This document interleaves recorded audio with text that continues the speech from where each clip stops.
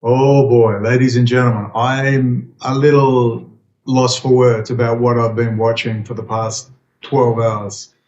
Please, you think that if you will speak very loudly about the war, you He's can... not speaking loudly. He's not speaking loudly. Your country is in big trouble. Can I Wait a answer? minute. No, Can you've I done a lot answer? of talking. Your country is in big trouble. I know. You're not winning. You're not winning this. You have a damn good chance of We are coming out staying, okay because of Mr. us. President, we are staying in our country, staying strong from the very beginning of the war. We've been alone, and we are thankful. I said thanks You haven't in been this alone. cabinet, You and haven't not been only alone. in this cabinet. We gave you, through I this said stupid thank president, $350 billion. You voted we gave for you your military president. equipment, You and you voted men for are your brave, president. but they had to use our military. Yes. What about if you didn't have You our invited military me. equipment, You invited if me you to didn't speak. have our military equipment, this war would have been over in 2 weeks. In 3 days, I heard it from Putin. I thought it was an act. I thought when I heard about Zelensky's outburst, I thought it was a bit of a show to show he was the strong man. And as Ukraine got raped of its resources, at least he put up a good fight. Then I watched it and realized, wait a minute, that is not acting. And then someone sent me a couple of links and voila, now I have my answer. I'm still trying to absorb it. I'm sitting here in stunned disbelief. I will just give you my opinion. Your opinion's as good as mine. There's a few things going on. We'll discuss it, and I'll give you at least 2 different theories as to it all. But let's watch Zelensky meet Keith Starmer, the Prime Minister of England. Now, to do what Zelensky did is unparalleled. This never happened before. Never. In history, in diplomatic circles. Never has something like this happened. Like, I'm just sitting here going, what did I just watch? Has he got big swinging balls? I mean, does he have nuclear weapons? What? He thinks he can get away with this? I would say what started it off was, this is not acting. If you believe it's all acting, part of the grand conspiracy of the lizard people in the Vatican, there's nothing more to say. You need to just go away. I'm not interested in talking with you. I'm not interested in taking your money. I'll just delete you, particularly off my Patreon. But after J.D. Vance went over and bitch slapped Europe, I think that was hardly the final straw, although they were working up to this. Europe's been going around behind the scenes because Europe knows it's finished, completely finished. It's going to be gutted. Their people are going to leave. They're going to go to the UK, Australia, and the US.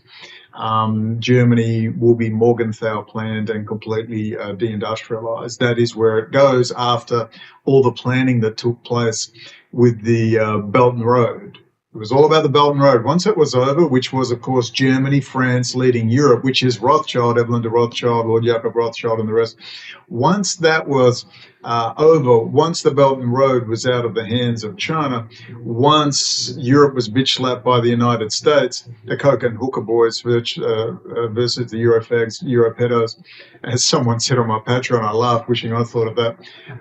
Once the Belt and Road was over, that was it. Germany and France were tying in their high technology with Russian raw resources, and of course Chinese manufacturing, with Israel right there behind the scenes, being an administrative state, a cyber technology, and ultimately a military power in the region, controlling Suez Canal, so on and so forth. So it's a pretty big deal. So the German jihad goes on. Germany is fighting for its life, and I'm beginning to believe that this is the multipolar world order, City of London fighting back. I think we'll see. We'll see about this, because I'm not quite sure what cards they have to hold. Well, they have one card to hold, which is why I keep going on about it. How many times would you like me to repeat this? In cyber is a real domain of power. In cyber is a real domain of power. Cyber is the real domain of power, and I've seen nothing to indicate that the extraction of the parasite has taken place. I've seen nothing. I haven't seen any new contracts. I've seen nothing in industry publications to show that the US electrical grid, so on and so forth, has actually been replaced. And we keep hearing China, China, China, and not Israel, Israel, Israel, and of course the City of London, apart from the likes of Steve Bannon, who plays his game. So this is unparalleled. Let's now watch Zelensky with Starmer, the Prime Minister of England. This is pretty damn fascinating, if you ask me.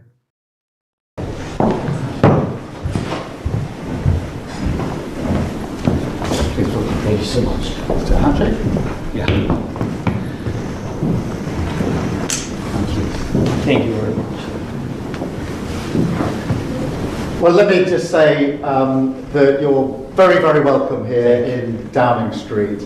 As you heard from the cheers on the street outside, you have full backing across the United Kingdom. And we stand with you, with Ukraine, for as long as it may take. And I hope you heard some of that cheering in the street. That is the people of the United Kingdom coming out to demonstrate how much they support you, how much they support Ukraine, and our absolute determination to stand with you, unwavering determination, and to achieve what we both want to achieve, which is a lasting peace for Ukraine based on sovereignty and security for Ukraine.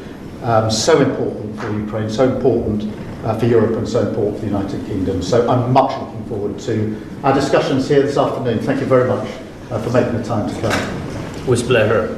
Thank you very much, Keir. Mr. Prime Minister, happy to be here. And really, I saw a lot of people, and I want to thank you, people of the United Kingdom, such big support from the very beginning of this war. Thank you, your team. And I'm very happy that His Majesty the King accepted my meeting tomorrow, and I'm thankful that you organized such a great summit for tomorrow. And we are very happy in Ukraine that we have such strategic partners. We signed with you historic document. 100-year agreement. Yeah, we have only with you such. Whoa. A 100-year document signed back in January before Trump was inaugurated. So that's why Trump's been going after Zelensky, calling him a dictator and wanting got rid of him. But I'm still confused because I'm not sure how the UK is going to tell the United States what to do. By what method? Oh. And cyber is a real domain of power. And cyber is a real domain of power. Okay. With King Charles. How interesting. Let's keep listening. Documents with the United Kingdom, so we're happy, and we count on your support, and really we're really happy that we have such partners and such friends. Fantastic. Thank you. Thank you very much. Please, I've been in politics my whole life. I'm 54, and I've never seen anything like that. I'm still sitting here going, whoa. It's so blatant. Normally these things take place behind closed doors, never like this. So I'm wondering whether, let me give you some theories. I think it might be a snub directly at Trump because I just hate him so much. Everybody hates Trump. It is not a setup. Given the flogging that Europe got off J.D. Vance, I don't believe for a second. The question is, how does this get pulled off? So let me give you some theories, but let's watch Tom Luongo and others. Tom Luongo, actually don't mind. He does some reasonable stuff, still far off the mark, but no one can mention Kissinger, by the way. They've all got an incredible level of detail and analysis, and you think that's not bad, but they can't link Kissinger, Xi, Belt and Road, Putin, multipolar world order, Primakov doctrine. They just can't manage to do it. But you and I can, so we'll keep talking about it. So, of course, there's Zelensky meeting the king. In case you didn't know, all the links are below. This one was interesting. Alex Kramer, he had a couple of interesting things to say. So why don't we'll play that. And I couldn't understand why that was until I listened to an interview with Pepe Escobar. And Pepe Escobar is a veteran foreign correspondent based in Paris, very well connected, very well informed. And he just said something that clicked finally. And he said, with regards to Emmanuel Macron, it doesn't matter. Everybody in Paris knows that Emmanuel Macron does whatever Alexander the Rothschild tells him to do. Well, the little toy boy pedophile worked for Macron, remember, for 5 years. Sorry, Macron worked for Rothschild, Evelyn de Rothschild, for 5 years. People often ask, Trump humiliated Macron. They said, look, what we'll do, we'll give you some scraps, France. You can keep Germany at bay with the UK, and you can do deals with Italy, and you can have some, re-establish a bit of a French empire, use your aircraft carrier, have some fun. but it was humiliation. So this appears at first glance to be a huge fight back. This is a big deal. I'm surprised it didn't happen. Maybe we shouldn't be surprised, but again, it gets back to what power does Europe have? Europe can't go up against the United States. It can't possibly go up against the United States could crush it. All the patents, ASML in the Netherlands, that's US patents with a few German patents. Does Europe have aircraft carriers? Can they seal off the Suez Canal? What about the Straits of Malacca? Can they cut Europe? Can they cut the United States out of energy? Because the United States can cut the energy off Europe. This is a war between Germany, France, and the city of London and Rothschild against US elite skull and bones. Russia's a freaking drunken bums. They have no power whatsoever. Look at them. They can't even beat Ukraine. Give me a break. So I'm just sitting here going, what's Europe got? Oh. And cyber is a real domain of power. And cyber is a real domain of power. Cyber is the true domain of power. Or what else is there? You tell me what else there is. And they're still infested. The foundation system, Carnegie, Rockefeller, Kaiser Foundation, Atlantic Council, Council on Foreign Relations, Trilateral Commission. Have they been disbanded yet? Can you start shooting them, please? Start killing them. Boy, is that extreme? Because if this is going how I think it's going, I mean, this is a declaration of war, the likes of which I've never seen. Saying, oh, Trump's always been a plan. No, he hasn't. No, Trump's rise to power is identical to Hitler's. Identical. Goering was Hitler's handler. Remember, Hitler was meant to have the EU, Europe, and then Stalin would be in North Asia, Mao would be in South Asia, and then you would have David Ben Gurion in the bunting cloverleaf map down there in the Federated States of Greater Israel. British Israelism, the Crown Corporate, that linkage between Queen Victoria and the court Jews of Europe. That was the plot, the 13 families. And Babel, destroy the United States, destroy any notion of freedom. Tell them, look how dangerous freedom is. You degenerate, you love porn, all this freedom, you're losing your minds. After they plowed in with the policies of mass immigration to break up society, they degenerate the culture, they bring in the porn, they do all the degenerate things, then they go, oh, look how bad freedom is. Freedom's bad. Freedom's bad. You need a strong man to rule you. That's what you need. And that's the battle. And man, the battle just heated up. Don't think this is a big act. When I first heard about Zelensky, I thought, oh, this is going to be a bit of a stunt. Then I watched him, whoa. That ain't a stunt. Holy hell. Let's go back to these interesting points. Again, these guys still can't say Kissinger, multipolar world order, Primakov doctrine, Belt and Road, Xi, Heinz Kissinger, Putin. Still can't do it. Still can't do it. It's incredible. You and I can do it. We've been doing it for 10 years, but, He's his daddy. And then I thought, well, done. Okay, so the London family and the Paris family, probably worked together. And the guys in London told Alexander the Rothschild, go along with us.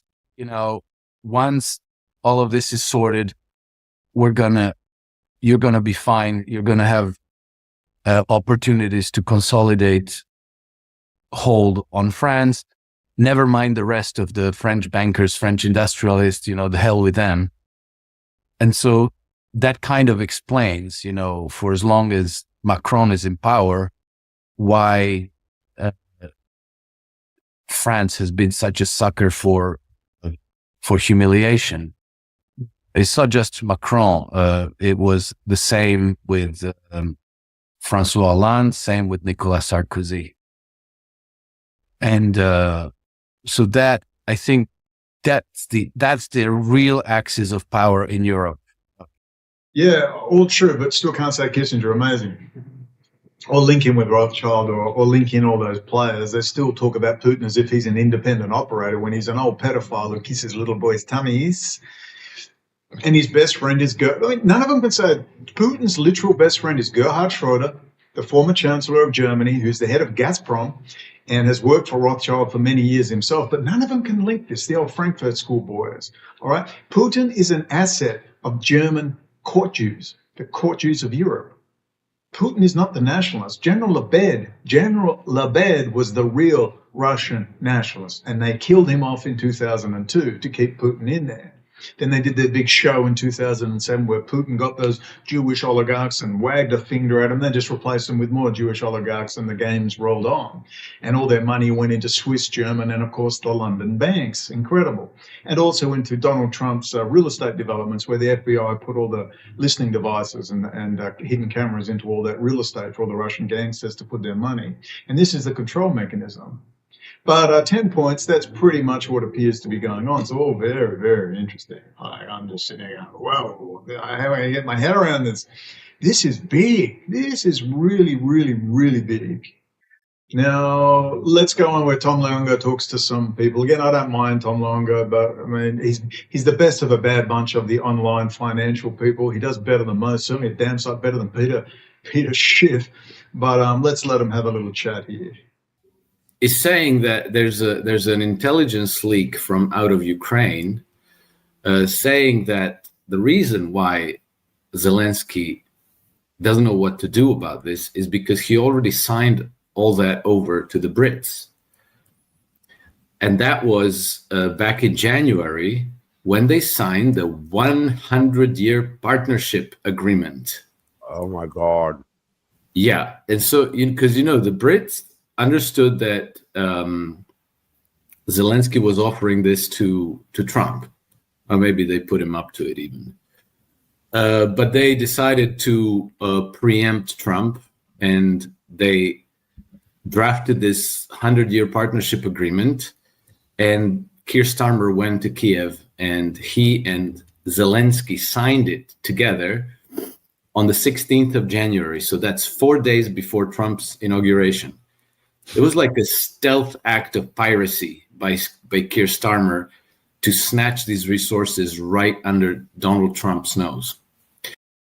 Well, maybe this was because they were deeply worried about Trump backing off Ukraine, and they thought they better get in there and get some money and start pouring resources. And then you started to hear the talk of European troops moving in, British troops, 30,000 British troops and French troops on the border with Belarus. So maybe that was so. We'll try to get through this. I don't have a clear understanding, but it's going to reveal itself very quickly.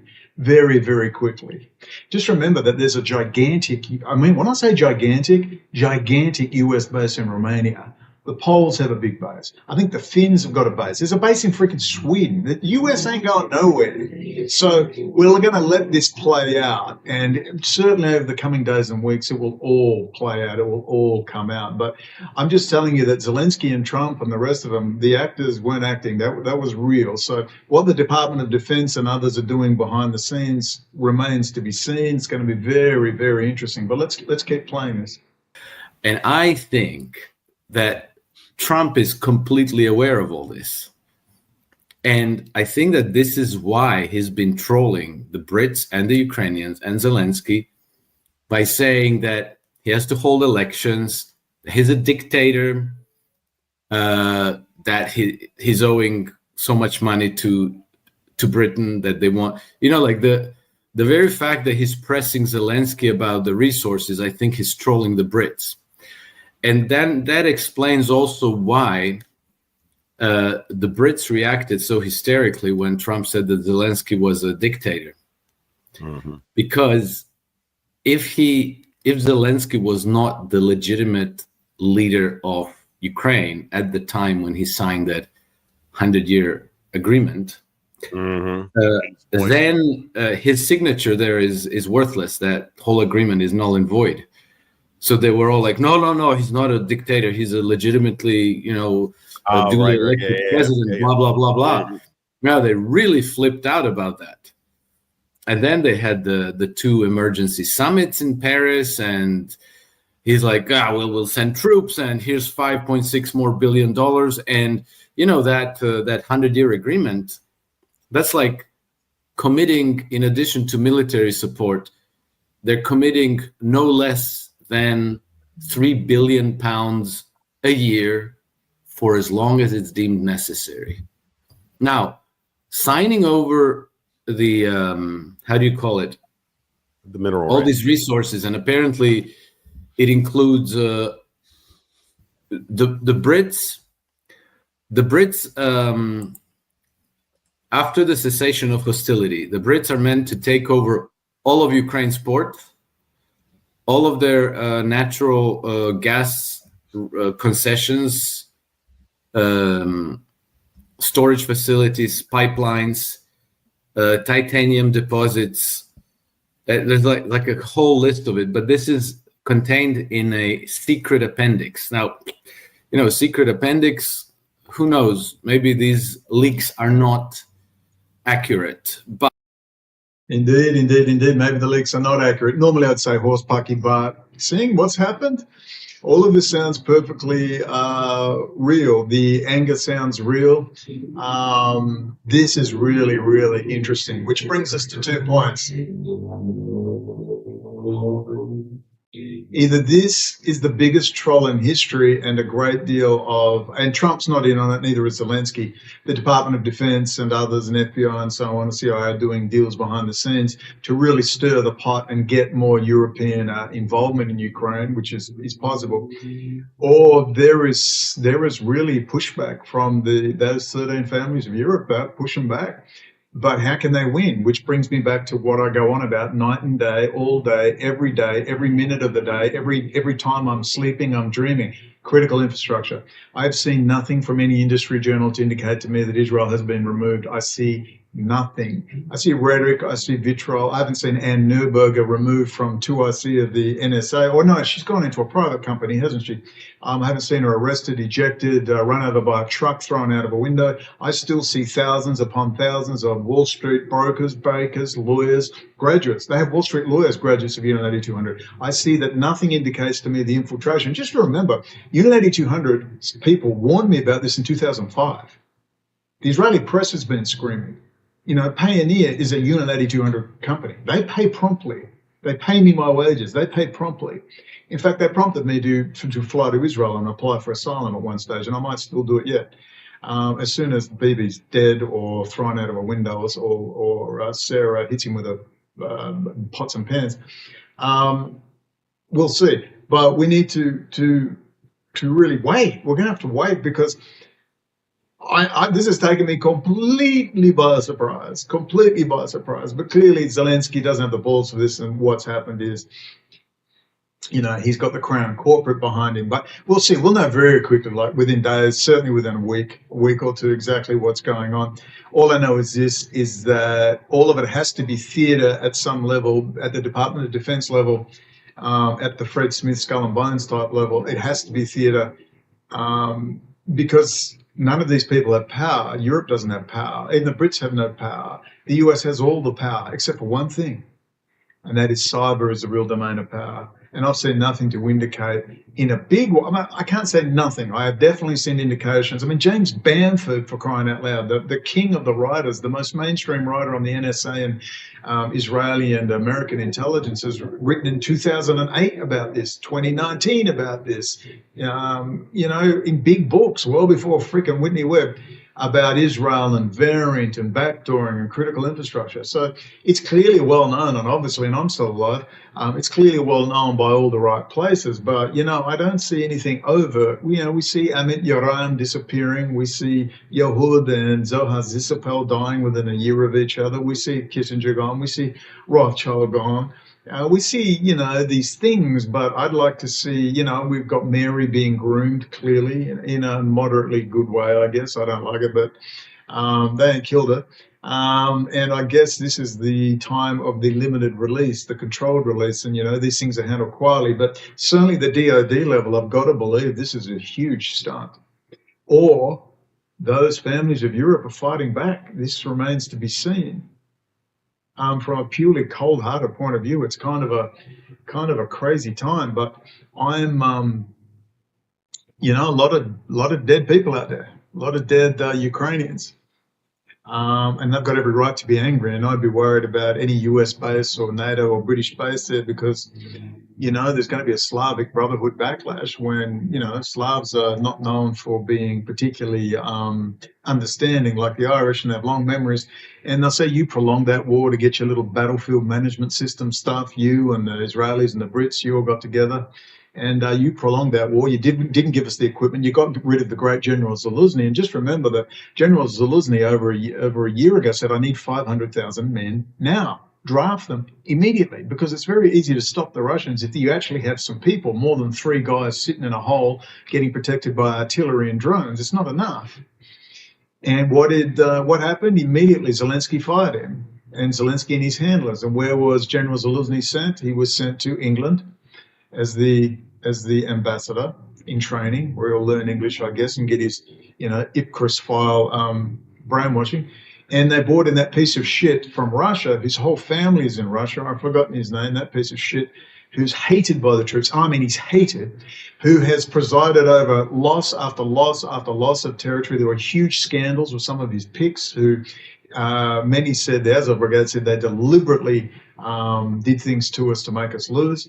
His whole family's in Russia, and he has been quite ruthless, and he's hated. Zelensky's numbers are down around 30%. General Zelensky is loved by the soldiers and loved by Ukraine. He's always up around 60 to 68%. And God willing, if this is some sort of break, we hope to see General Zelensky back and Zelensky tossed out a window. I have always hated that little prick. He's just a coke-addicted piece of garbage. If you think for 5 minutes, he said, I don't need a ride out, I need ammunition. Maybe he did say it high up his head on cocaine, dressed as a lady. But let's hope that General Zelensky comes back. Look, this is fascinating. I've sat here in stunned disbelief in the last 12 hours. Thank you for the links. It's all very interesting. Let's let it unfold. But before I go, let's look the CHIPS Act. This is pretty interesting. I don't know if I believe this entirely. I've only just seen it, but let's listen to what this guy has to say about the CHIPS Act. Just remember this, CHIPS Act is a heavy national security issue. Intel has been gutted by Israel, I believe. The last CEO was so bad. Everyone had very high hopes for him, Pat Gelsinger. He spent all day on X posting how much he loved Israel and literally Psalms of David. I like Psalms of David too. I often read them at night. I forgot my damn Bible. I got to get a new one. That's my favorite Bible from Waterloo Prison Farm. I rescued it from the fridge. But it's not the King James old Bible, is it, Texma? Sorry, Tex, may rest in peace. Intel is ripping off the system. Intel is a disaster. No one knows why everyone's pouring any money into Intel. They can't do a literal thing right, and it is a complete disaster, and they want more money. So let's listen to this anyway.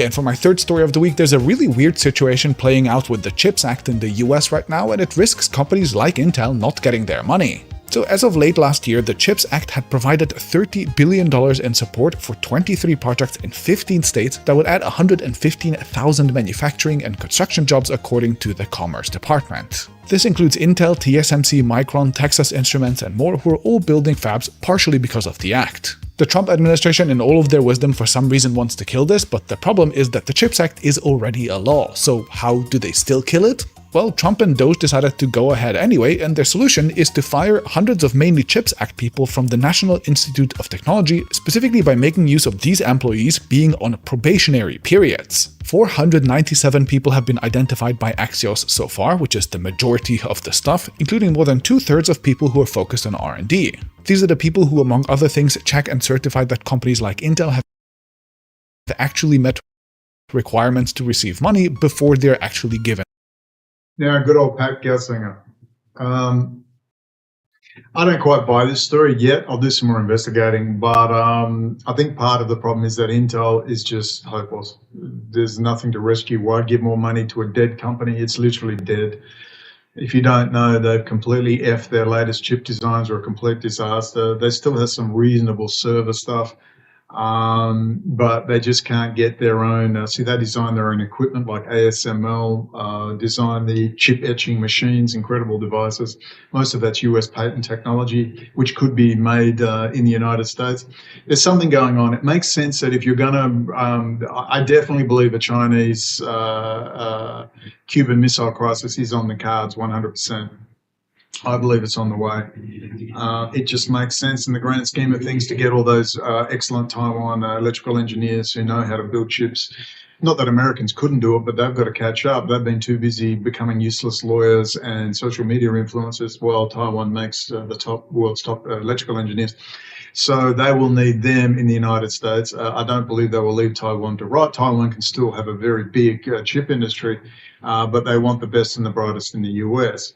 then of course that will make Xi the strong man, and he can stay in power the whole time. The US will be backing him up and getting access to the Chinese market, which might be why Tesla's share prices are tumbling, but they might be bought up at pennies because, you know, if you're making a Trump meme coin, a Melania meme coin, and behaving like a bunch of just sick pigs at a trough for the next 4 years, why not? Why wouldn't you pull a scam of dropping Tesla to the bottom and then, Elon Musk has paid his $250 million of protection money, but I wonder if that's enough.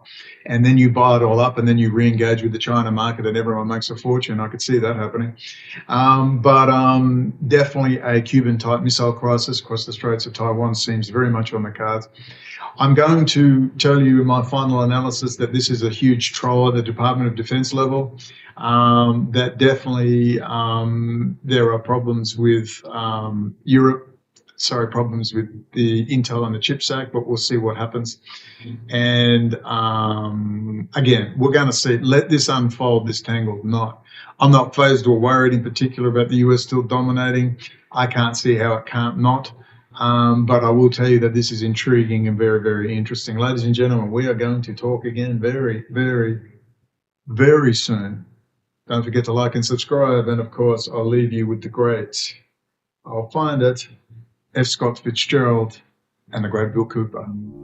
F. Scott Fitzgerald, quote, "The test of a first-rate intelligence is the ability to hold two opposing ideas in the mind at the same time and still retain the ability to function. One should, for example, be able to see that things are hopeless and yet be determined to make them otherwise. This philosophy fitted on to my early adult life when I saw the improbable, the implausible, often the impossible, come true."